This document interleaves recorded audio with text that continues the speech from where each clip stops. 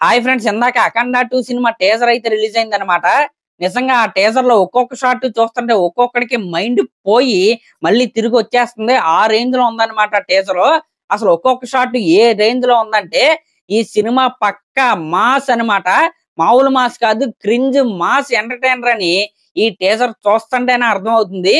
ఇంకా చెప్పేది ఏంటంటే ఈ టీజర్ చూసిన తర్వాత ఎవడైనా లాజిక్ గనక వెతికాడా వాడంత ఎర్రి పప్ప అయితే ఇంకోటి ఉన్నాడు అనమాట.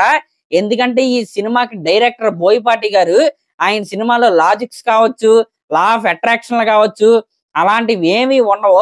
పొరపాటున ఎవరైనా ఎతికినా అవైతే కనపడవు అనమాట. ఎందుకంటే రాబోయే రోజుల్లో లా ఆఫ్ అట్రాక్షన్ కి లేకపోతే లాజిక్ కి ఆపోజిట్ వర్డ్ కనుక ఉంటే అక్కడ బోయపాటి శ్రీను అని కొన్ని రోజుల్లో ప్రింట్ అయితే చేయబోతున్నారు. నిజంగా అసలు టీజర్ లో ఆ త్రిశూలం షాట్ ఏదైతే ఉందో నిజంగా నెక్స్ట్ లెవెల్ థాట్ అనమాట. అసలు ఆ థాట్ ఎందుకు వచ్చింది బోయపాటి గారి కానీ మీరైతే చాలా మంది అయితే ఆలోచించి ఉండొచ్చు. కానీ ఆ షాట్ మీకెందుకు ఐడియా రాలేదని మీరైతే మిమ్మల్ని అయితే ప్రశ్నించుకోండి. నిజంగా మామూలు షాట్ కాదనమాట. ఇంకా బాలకృష్ణ గారు లుక్ అయితే నిజంగా నాకు ఆ ఫస్ట్ లుక్ అదేంటి అఖండ 1 లో లుక్ అయితే ఉంటది కదా, అది టీజర్ లాస్ట్ లో అయితే వచ్చింది, అదైతే నచ్చింది. కానీ ఈ అఖండ 2 టీజర్ స్టార్టింగ్ లో ఉన్న లుక్ ఏదైతే ఉందో అది కొద్దిగా అంత ఇదిగా సెట్ అవ్వలేదు అని నాకైతే అనిపించింది.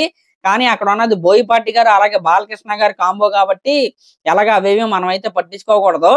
ఓన్లీ థియేటర్ లోపలికి మనం ఎందుకు వెళ్ళాలంటే కాసేపు ఒక 2.5 గంటలు అన్ని మర్చిపోయి అలా అరిచేసి సింగిల్ స్క్రీన్ లో కూర్చుని ఎంజాయ్ చేసి ఇంటర్వెల్ లో ఒకసారి అరిచేసి క్లైమాక్స్ వరకు అలా అరుచుకుంటా కూర్చుని వచ్చేయడానికైతే ఈ సినిమా అయితే ఖచ్చితంగా పనిచేస్తుంది. దీంట్లో ఎటువంటి డౌట్ అయితే లేదనమాట.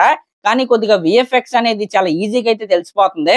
కొన్ని షాట్లు అయితే చాట్ జీపీటీ అదే మన ఆర్టిఫిషియల్ ఇంటెలిజెన్స్ ద్వారా చేశారని కూడా తెలిసిపోతుంది. అవైతే కొద్దిగా అయితే ఇంప్రూవ్ అయితే చేసుకోవాలి.